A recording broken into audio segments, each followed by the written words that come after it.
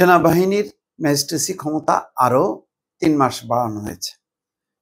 রাস্তার পাশে জ্বালানি তেল বিক্রি কিছুদিনের জন্য বন্ধ থাকবে। বলা হচ্ছে যে লকডাউন যে কর্মসূচি আওয়ামী লীগের, তাতে আইন শৃঙ্খলা বাহিনী শক্ত অবস্থানে আছে। স্বরাষ্ট্র উপদেষ্টা বলছেন এই সমস্ত বিষয়গুলো আবর্তিত হচ্ছে ১৩ই নভেম্বর রায় ঘোষণা, সেদিন থেকে শুরু হওয়ার সম্ভাবনা আছে রাত থেকে। তো বোঝা যাচ্ছে যে ১৩, ১৪, ১৫ একটা উত্তেজনা থাকবে। আজকে ইতিমধ্যে ১১ তারিখ, ১২, কালকে ১৩, কি হবে এটা নিয়ে নানা রকম জল্পনা কল্পনা। তার মধ্যে আবার রাজনৈতিক কর্মসূচি, বিএনপি থেকে চাপ, জামাতের দিকে চাপ, রাজপথের কর্মসূচি। কিন্তু সেই কর্মসূচিগুলো হয়তো সরকার অতটা আমলে দিচ্ছে না, কারণ জামাত বিএনপি যাই করবে তারা সরকারকে একেবারে বিপদে ফেলবে এমন অবস্থা থাকবে না। কিন্তু আওয়ামী লীগ তার সর্বোচ্চ শক্তি দেখানোর চেষ্টা করবে, দেশে বিদেশে এটাকে ইস্যু করার চেষ্টা করবে। এর বিপরীতে সরকারেরও আসলে শক্তি পরীক্ষা। আওয়ামী লীগের যেমন শক্তি পরীক্ষা, তেমনি সরকারেরও শক্তি পরীক্ষা।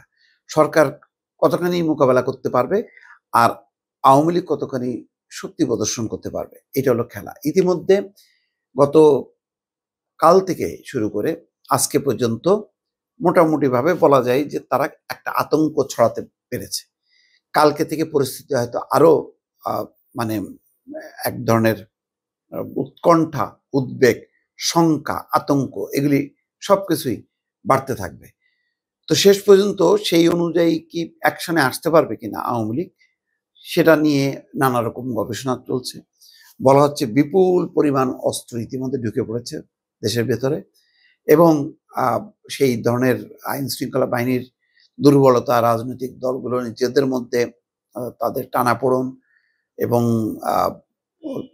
মানে বিএনপি সবচেয়ে বড় রাজনৈতিক দল, তারা নিজেদের প্রার্থিতা, এগুলি নিয়ে আওয়ামী লীগকে মোকাবেলা করা কোনো রাজনৈতিক দলের এখন লক্ষ্য না। ফলে সব দায় দায়িত্ব এখন আইন শৃঙ্খলা বাহিনী। এখন আইন শৃঙ্খলা বাহিনী কতখানি মানে সোচ্চার হতে পারবে, কতখানি তারা মানে সংগঠিতভাবে এটা মোকাবেলা করতে পারবে, এটা সন্দেহ। এই কারণে সেনাবাহিনীর যেই অর্ধেক হ্রাস করার কথা ছিল, যারা ট্রেনিংয়ে বিশ্রামে থেকে আবার আসবে, সেটা আবার বাতিল করা হয়েছে।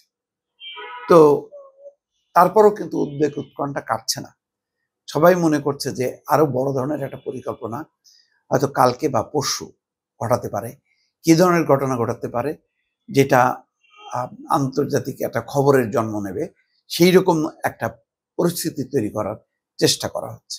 এখন তার বিপরীতে মানুষের কিন্তু সেই আস্থা নেই আইন শৃঙ্খলা বাহিনীর উপর যে এটা মোকাবেলা করতে সরকার যথেষ্ট তৎপর।